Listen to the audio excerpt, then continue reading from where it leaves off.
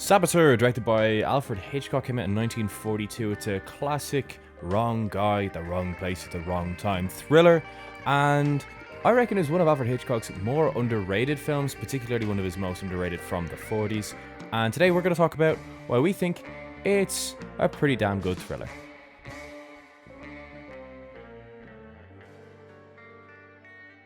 Hello everybody, welcome back to the Golden Hour Film Podcast.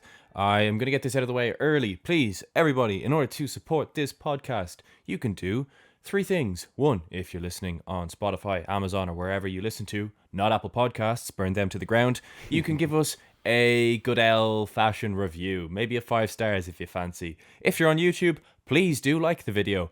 And, of course, if you want to comment, whatever you want to comment, we will be active as we always are in the comments. All the support and comments that we get are amazing, and we appreciate every single one of them. And when I say we, I, of course, mean my co-host, not guest host, Shay Mulvaney. Hi, everyone.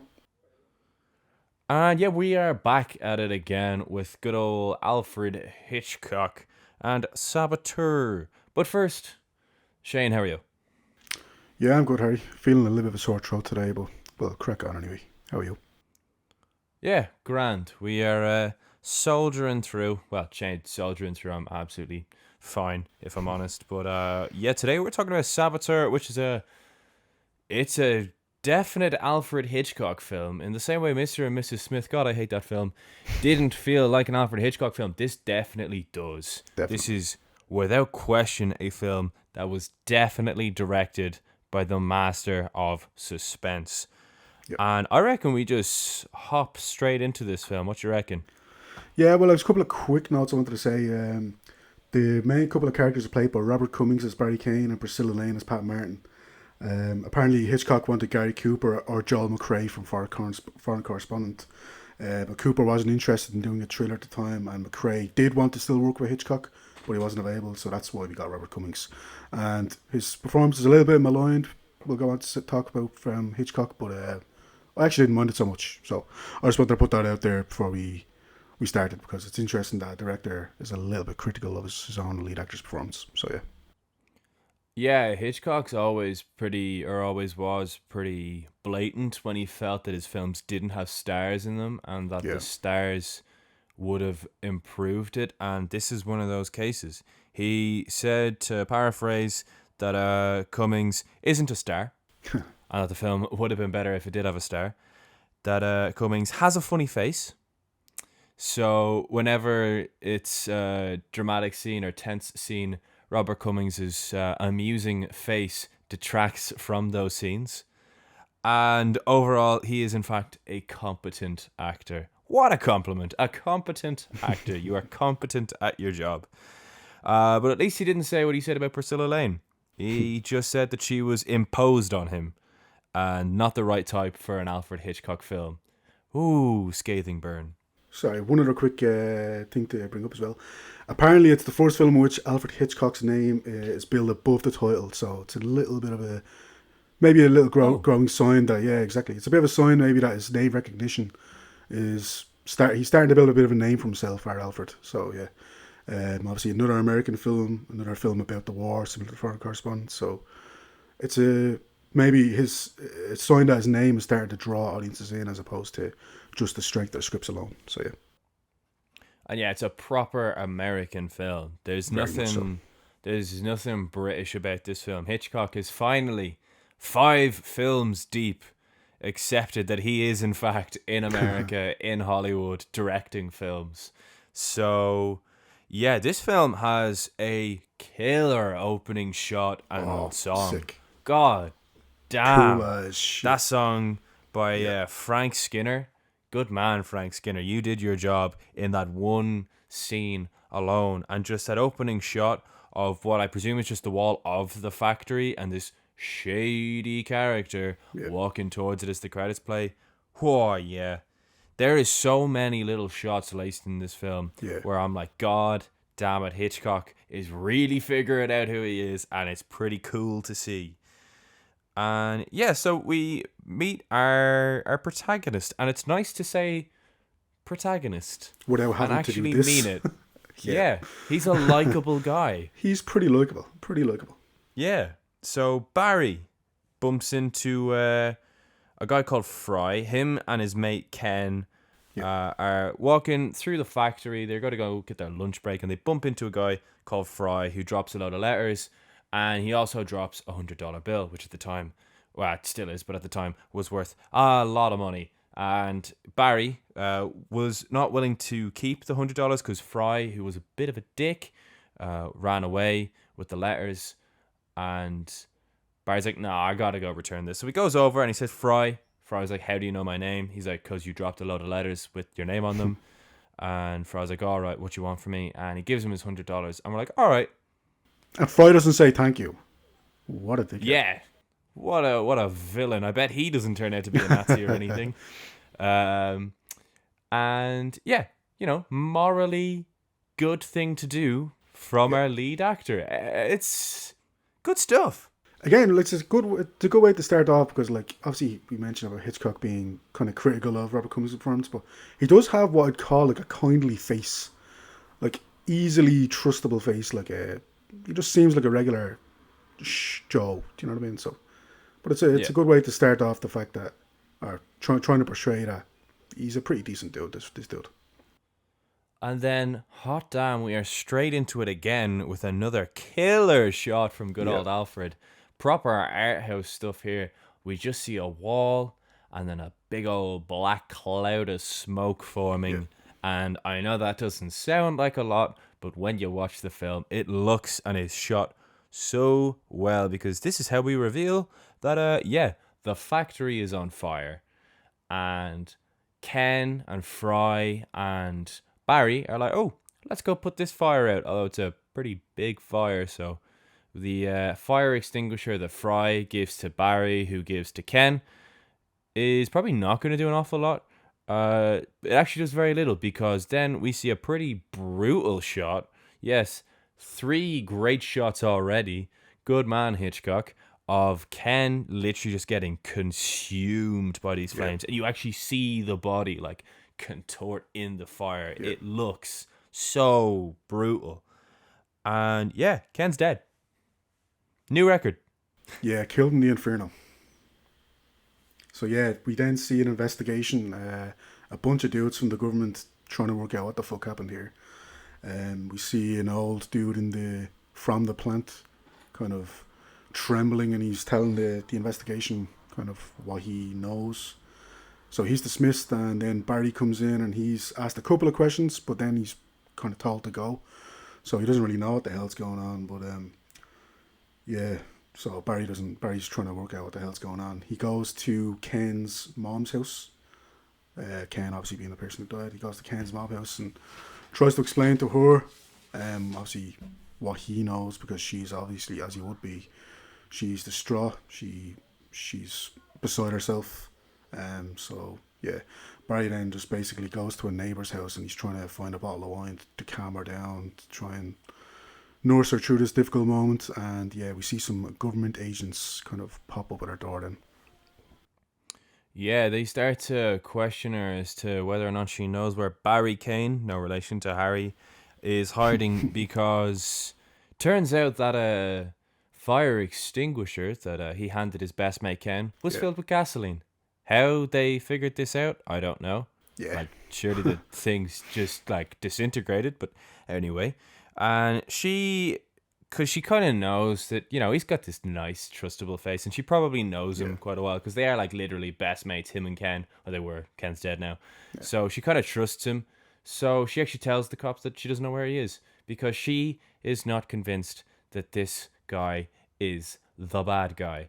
And that's a bit of a trend. A lot of this film really is about like Americans just trusting each other. Yeah.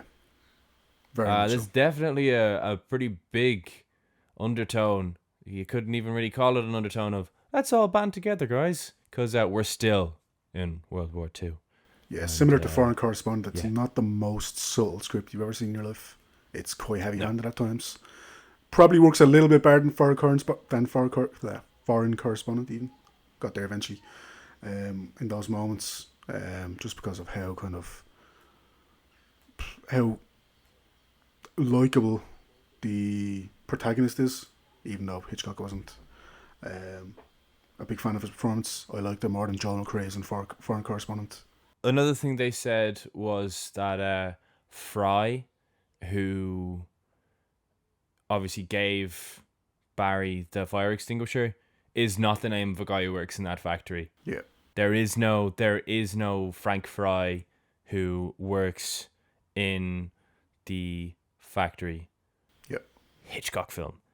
And so Barry hitches a ride from some just friendly old truck driver. I think in the credits he's just called truck driver. So, you know, he was clearly born to be a truck driver with a name like that.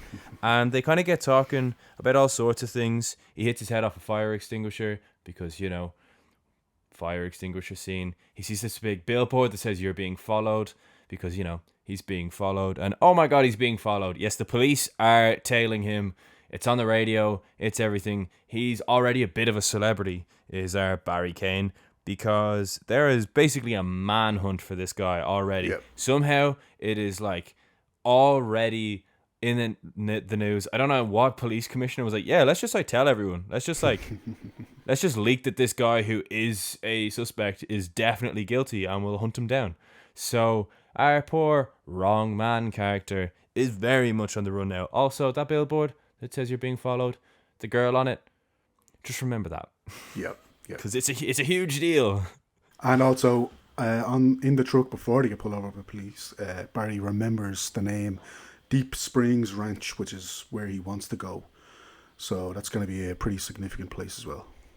Yeah, it was the address on one of the letters, or basically all of the letters actually, that Frank Fry dropped on the floor. Yep. And yeah, he gets dropped there. And when before he gets dropped there, they get pulled over. Typical Hitchcock suspense scene. But it turns out they only got pulled over because the truck had a broken taillight. And then after the truck leaves, it's kind of funny because it comes through the radio like, there is a manhunt, highway patrolman. We are looking for a guy who has brown hair, brown eyes. Everybody be on the look for him. And this guy, who's like not that far away from the truck, just goes, and just goes the other direction. He's not arsed to go back over to them again. Yeah, he's like, it's probably not them. Joke's on him because it so was. And yeah, he goes to this ranch where we meet, what's his name? Tobin? Mr. Tobin, yes. Mr. Tobin. Yeah, Mr. Tobin, played by Otto Kruger. Good performance. Yeah. Good performance. Yeah, definitely. Kind of remind me a bit of Richard E. Grant. I don't know why. Yeah, I can see that actually. I can actually see that. Yeah, that's good. Yeah, it kind of reminded me of Richard E. Grant. I've nothing to like base that on. I just got those vibes from him. Like, no, he had that kind of like underlying kind of menace, but yeah, has a smile on his face. Yeah, no, I can see that. That's a good comparison actually. Yeah, and at this ranch, he meets Tobin, aka Richard E. Grant, and Tobin's like, oh, I have no idea who this Fry guy is who you're telling me about. And he's like, oh no, Fry, he literally had letters sent to this exact address. Yeah. And the guy's like, oh no, I have no idea who that is. That's kind of suspicious. Well, Tobin also there's his baby. Yeah, I was going to say, Tobin's playing with his, is it his grandchild? Grandchild, yes. Tobin's playing with his grandchild, so I mean, people who play with their grandchildren obviously can't be villains. You know what I mean? Yeah, no, he's so sweet and innocent. Yeah. But it's a good thing that this baby has a moral compass, because this baby rats on her granddad straight away. Yeah. The baby goes over and pulls out all of the letters, the exact ones that were on the floor in the factory, out of Tobin's jacket when Tobin goes inside to call his next door neighbor who lives like 200 miles in the other direction to see if he knows who Fry is. He's not doing that. He's actually getting the police. Yeah. And yeah, this is how our protagonist discovers that Tobin's a big old filthy liar and there's a conspiracy. Yes, Alfred Hitchcock film. Oh, so then this housemaid comes out with a gun and points it at him. So, you know, our likable protagonist uses the baby as a human shield in order to escape. Yeah. So okay. It's an Alfred Hitchcock film. They have layers, okay? They're not all perfect. This guy, yes, he used a baby as a meat shield, but it did work. It's because he knew they weren't going to shoot the baby. Were they definitely not going to shoot the baby? They did just burn down a factory and kill the guy. True. So, like, they're pretty evil. I feel like they could kill a baby. He does put the baby down and then basically run for his life. And he starts galloping on a horse, but the horse gallops. He's on the horse as the horse gallops. He falls off, and that's when he gets lassoed. How often do you need to say that in a film in this day and age? That's the true. guy gets lassoed at the end of the chase sequence. And so that he gets taken into custody by 4 police dudes. In the police car, they're, driving along. He's like, oh, I'm innocent. And the guy's like, yeah, I'm sure you are. So he does what all innocent men do. And he escapes the police car. Because good old truck driver, even if that isn't his real name, it's pretty funny. Good old truck driver has abandoned his truck on this bridge. He's taken up the whole bridge. And he's back in it just for this one last scene where we get this fucking awesome shot of our protagonist jumping out of this cop car, hopping a bridge, and then in one shot, no cuts, no green screen, no projections, jumping from this bridge pretty goddamn high up into this river. It looked class. Yeah, and then these 4 police officers are basically beside themselves trying to find him. One of them eventually jumps in, and our boy Barry manages to hide behind some rocks. They can't find him, and then the truck driver, just because he's a cool dude, helps him out. Basically points the other 3 police officers in the direction of the other police officer, which allows Barry the opportunity to escape. So big ol' clap for Mr. Truck Driver here as well. Yeah, because the moral of the story here really is trust other Americans unless they're cops. Yeah. That is the moral of the story. And Barry then... So, this kind of confused me. Barry goes to this guy, this blind man's house. He's credited as Mr. Miller, but in the film he's called Mr. Martin. I think he's Mr... I'm going to call him Mr. Martin because that is his niece's surname. But in the credits, he's Mr. Miller. So, that's kind of confusing. But Mr. Martin is a blind man who lets him into his home during this big thunderstorm after he's escaped the police custody. And when he discovers that he's blind, he's kind of like, oh, okay, grand. Yeah, I'm willing to have like dinner with you and stuff. I appreciate this. Whatever. I'll stick a log on the fire. We'll become mates and all. And then outside, Mr. Martin's niece pulls in, as well as a cop car. And he kind of describes to Mr. Martin what's happening, obviously because he's blind, and says, oh, your niece is here. And he's like, oh, yeah, I'd know that by the sound of the exhaust or whatever. And he's like, oh, yeah, she's just talking to police. She's just giving them directions. And then he goes and sits down, hiding his handcuffs, because obviously the niece probably isn't blind. She comes in. She's not blind. She sees this man in her kitchen, and she's like, oh, hi, how are you? Nice and trusting.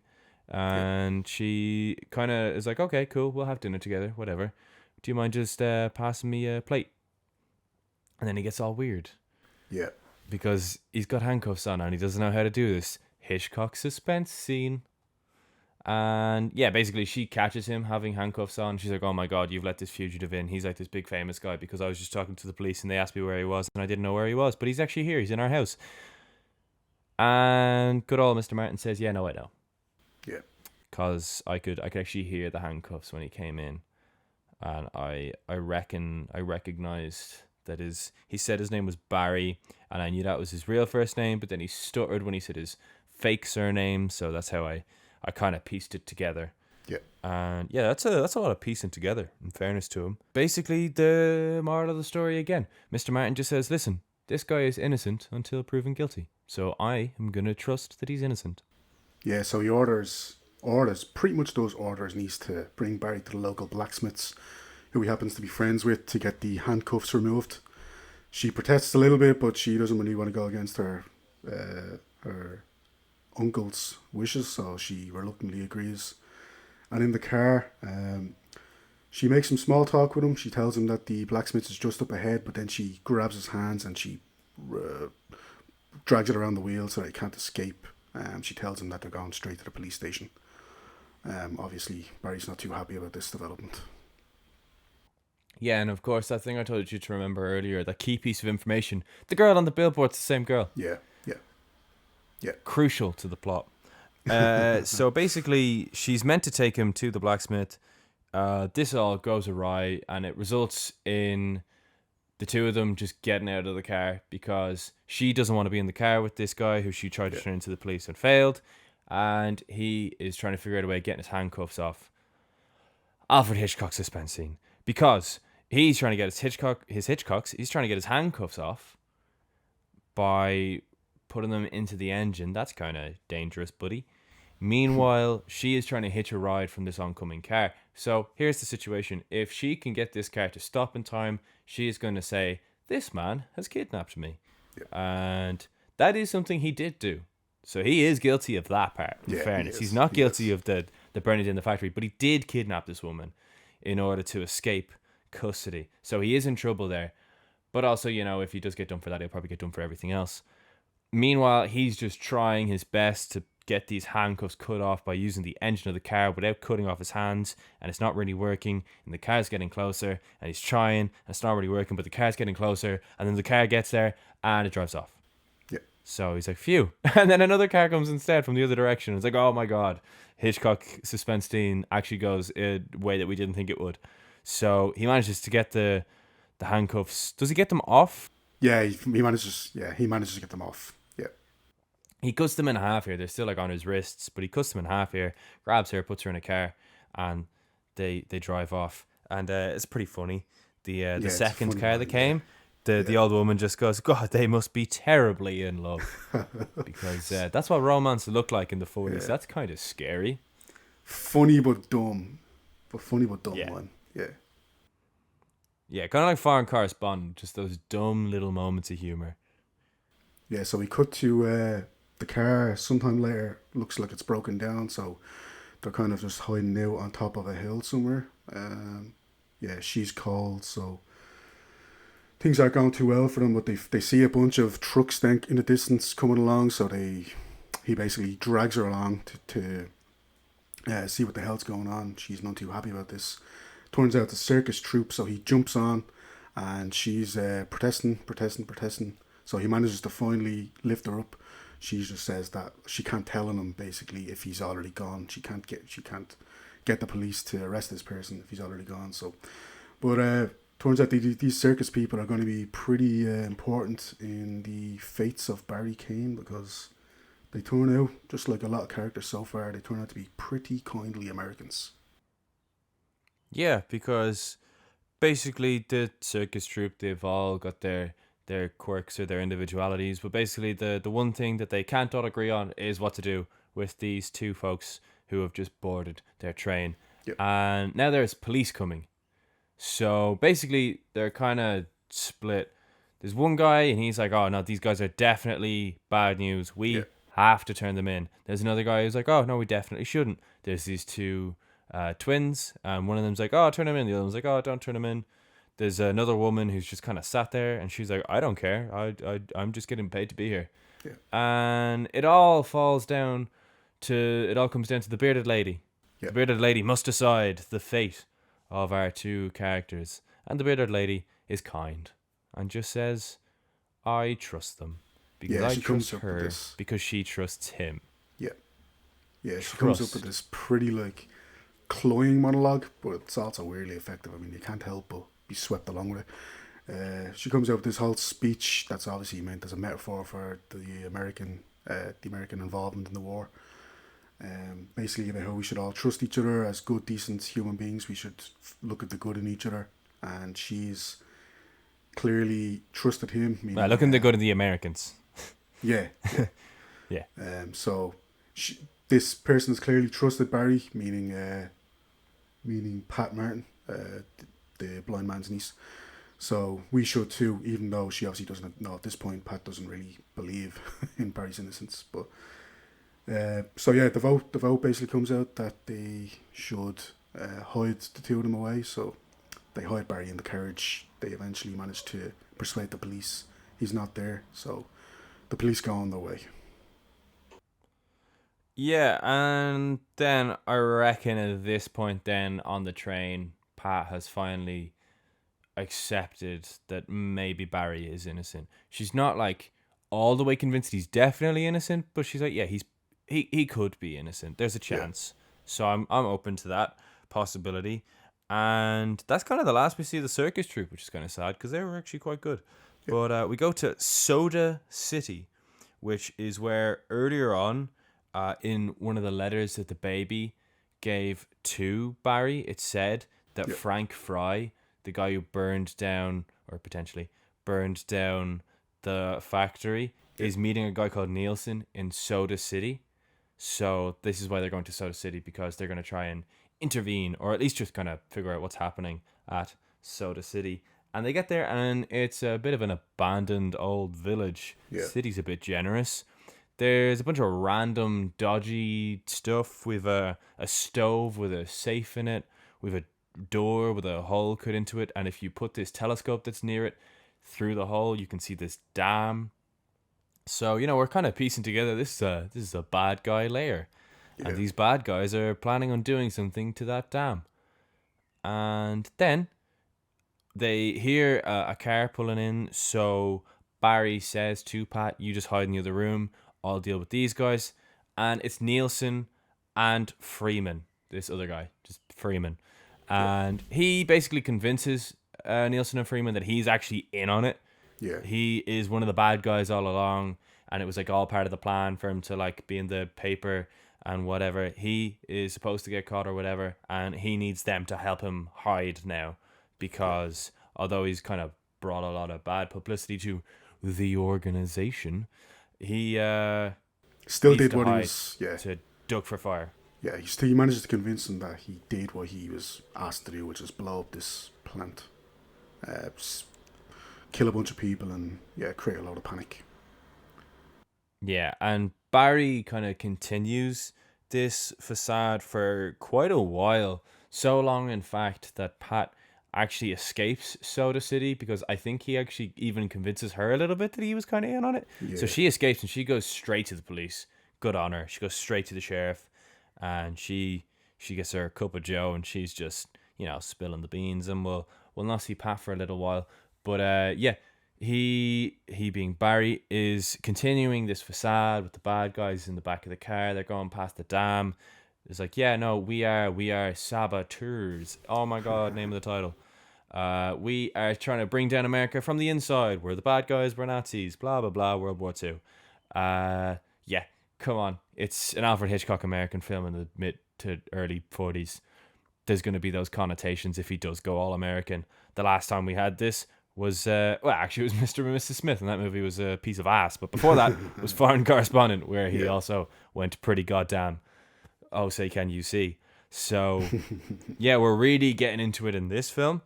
And these guys are convinced that Barry is a saboteur along with them. So they're going to this big villain party where all the villains are having a ball, because this woman called Miss Sutton is doing some auction, and there's lots of rich people, but also all the saboteurs are there, the bad guys.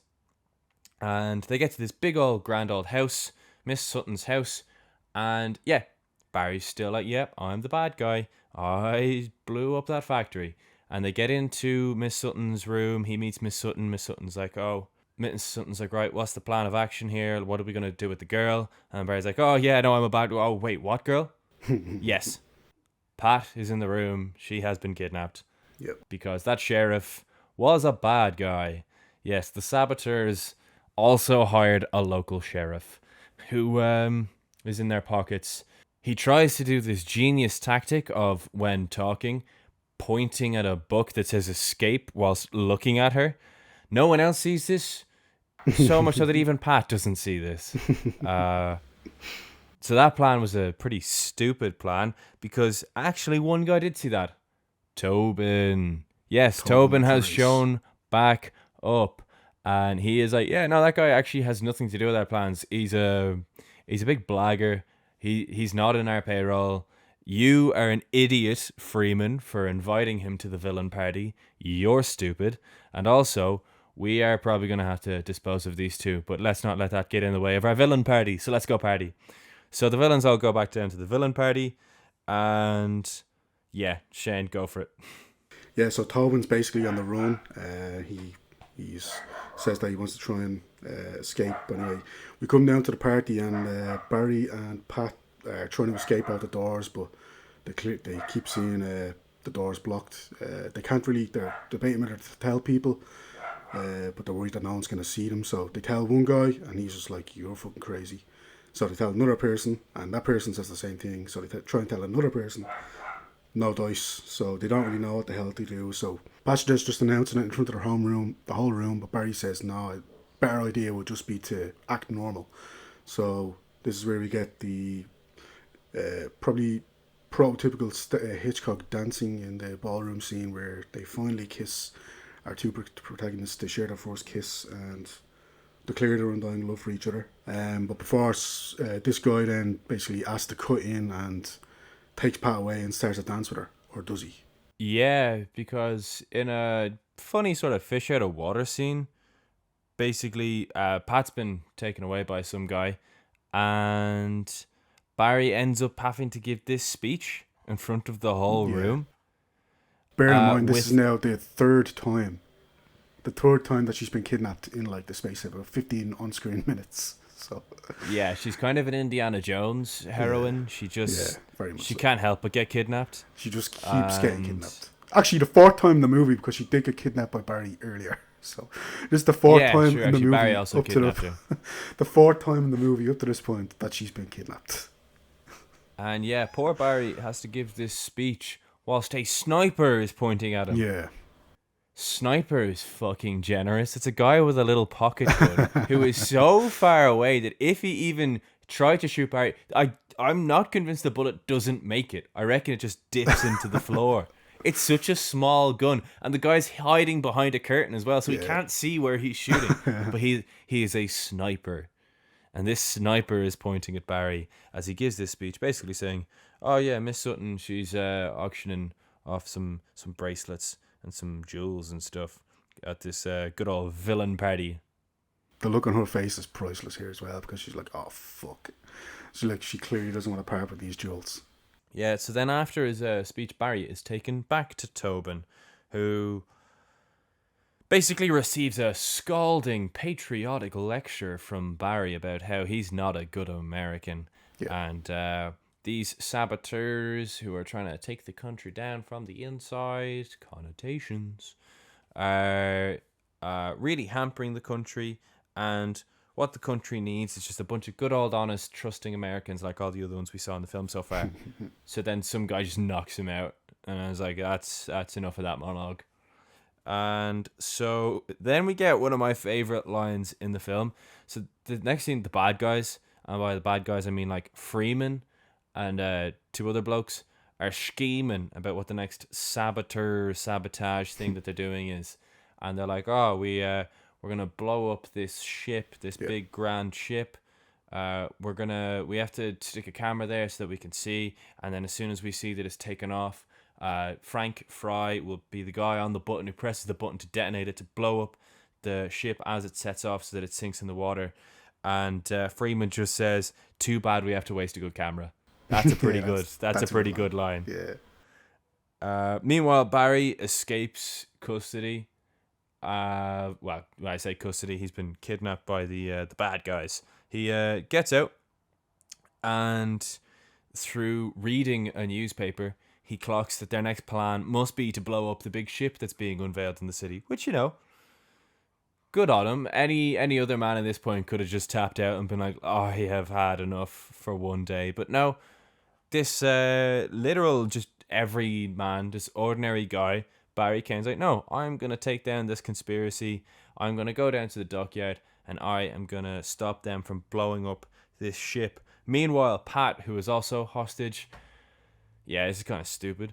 So she is held hostage in a high-rise skyscraper, and she writes on a piece of card in the middle of the day, like, "I'm being held hostage. And she throws it out the window.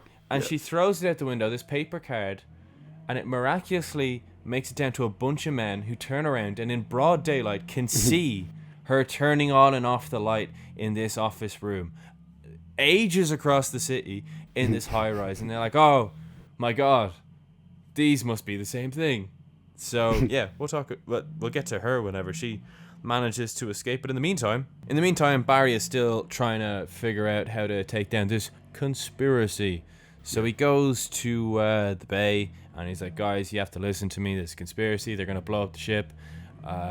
Please, you need to be speaking to whoever's in charge of this launch, because, good God, like, it's gonna be carnage, and they're like, oh well, it's a bit late for that, but we'll take you to someone in the office. Yeah, that's helpful policing. Yeah.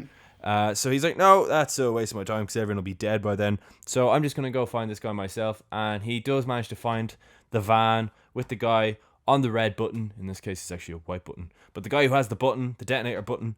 And yeah, it's Frank Fry. So he spots him straight away and he's like, you dick. You are my mortal enemy. And yeah, so the ship sets sail. Yep. There's a scuffle between Barry and Fry. Yep. Fry does manage to press the button and detonate the explosives. Just after, I think. Yeah. Not quite in time, yeah. So I don't think it actually does hit the ship, does it? I think it partially does because later on we see the ship kind of on its side as opposed to being totally sunk.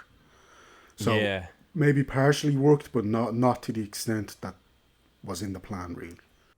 Yeah, it's kind of strange how this is shot now. For all the great shots that are in this film, this is shot in a pretty confusing way, if I'm honest. Because I thought it looked like the ship got out totally unscathed, but we do see later that there is a ship on its side in the harbour. Yeah.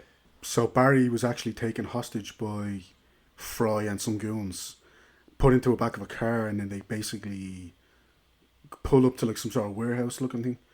They bundle Barry out of the van and they're trying to bring him into like some rendezvous point or whatever. But it turns out that some police were waiting there. So once they see the goons manhandle Barry, they know Barry's not really in it anymore.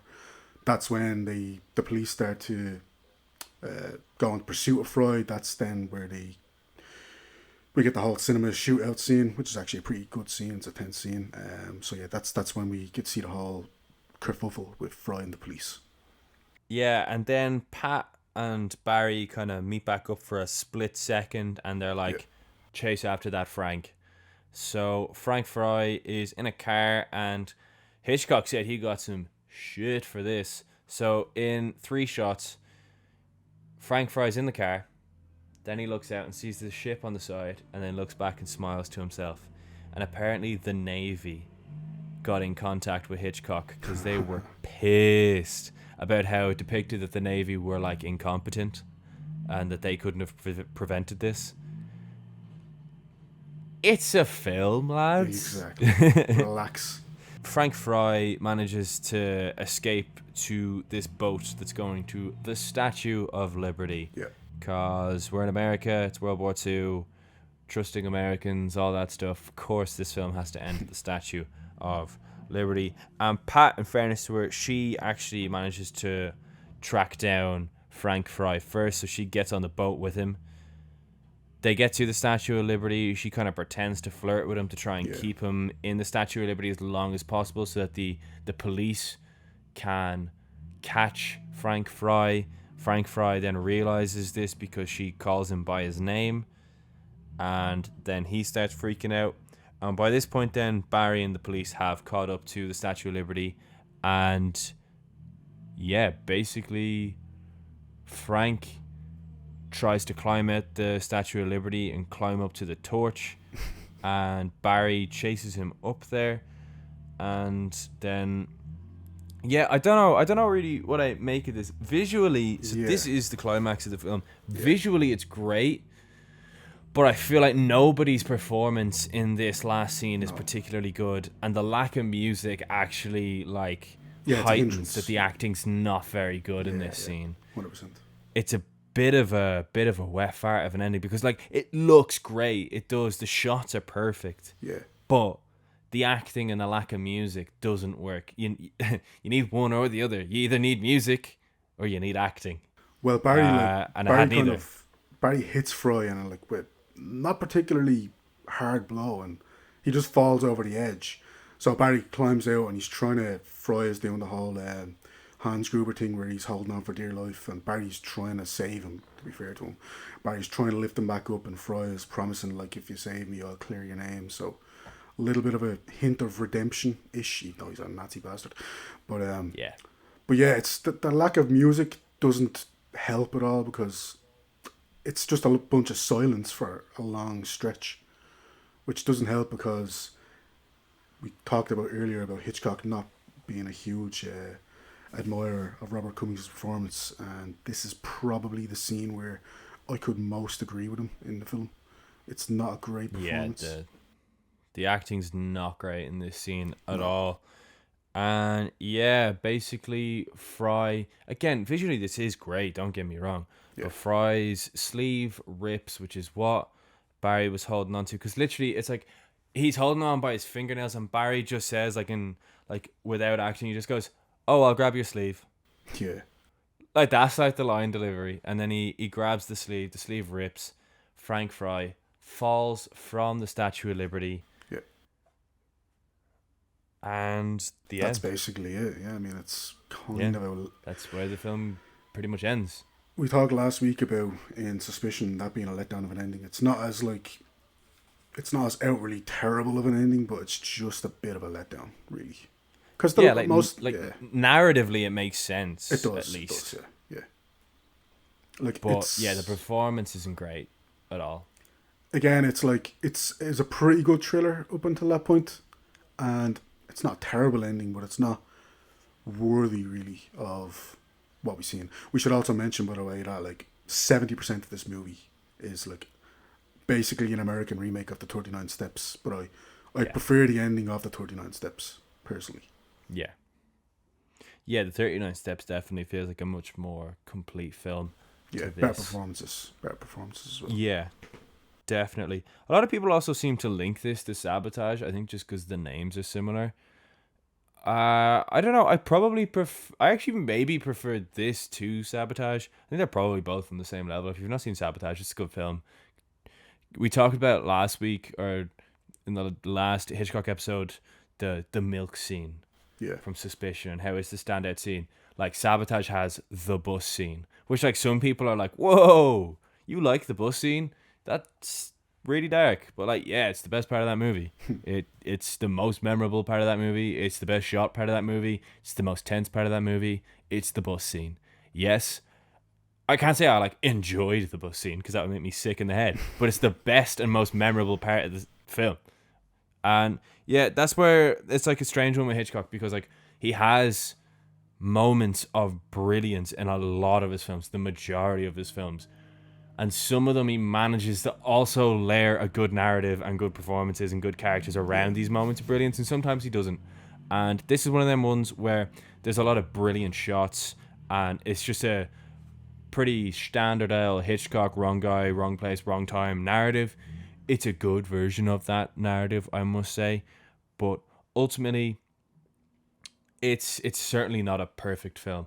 You can't really ask for perfection, but there are some directors who you can say have a few perfect films in their discography, and if they were musicians, it would be their discography in their filmography. And Hitchcock has a few films that you could consider perfect.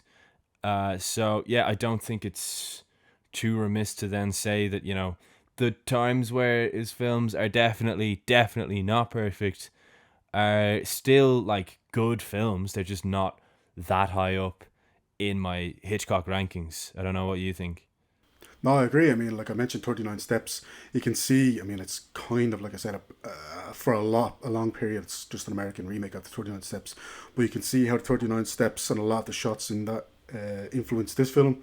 And then you can also see how this film would go on to influence something like North by Northwest, where it ends at a very famous American landmark. You have the whole wrong person, wrong place, wrong time, which probably, to be fair, sums up about 10 of Hitchcock's films, if we're being honest. But also has the kind of charismatic villains played by Otto Kruger in this, Mr. Tobin and a couple of others. And then in North by Northwest, you have a great performance by James Mason. So very similar themes, very similar ideas.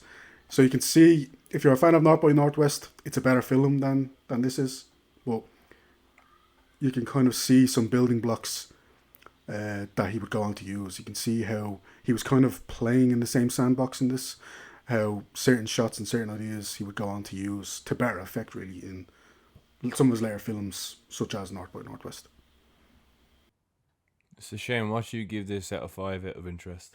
Yeah, it's a pretty good thriller. It's like I said, it's a good, solid Hitchcock thriller. I gave it 3.5 out of 5 stars. I was pretty entertained all through it. I liked the main performance from Robert Cummings more than Hitchcock seemed to.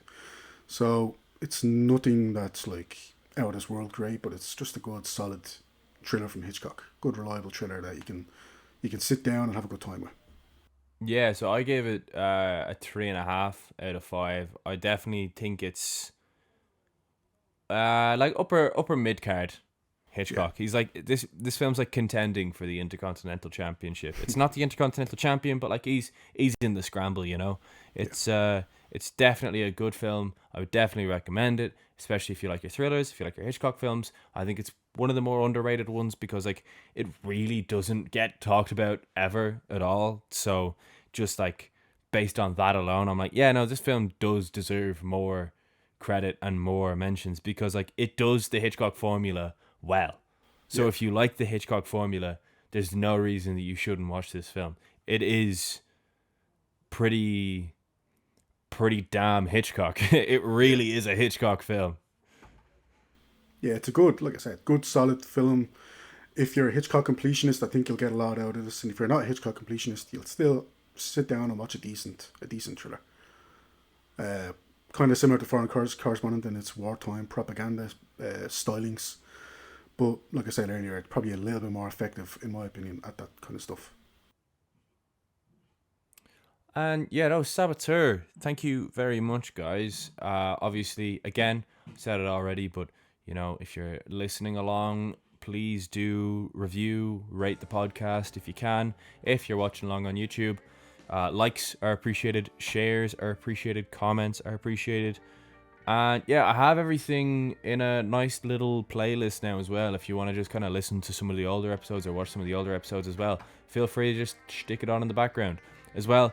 I actually probably started doing this with the Suspicion episode. I may go back and do it for the first 3, I'm not sure. But I'm going to start time stamping stuff as well. If you're looking for specific scenes or specific things that we talk about on YouTube, I'll time stamp it so you can just kind of click ahead or click behind. If anything, that information is useless to you because you have in fact just listened to the entire podcast, if you can hear me. But from next week onwards, it'll be useful to you. So yeah, thank you so much. All the support is really appreciated. And thank you very much. I have been Harry Bailey. Yeah, I've been Shane Mulvaney. And we'll see you next week. Thank you very much. Thanks, everyone.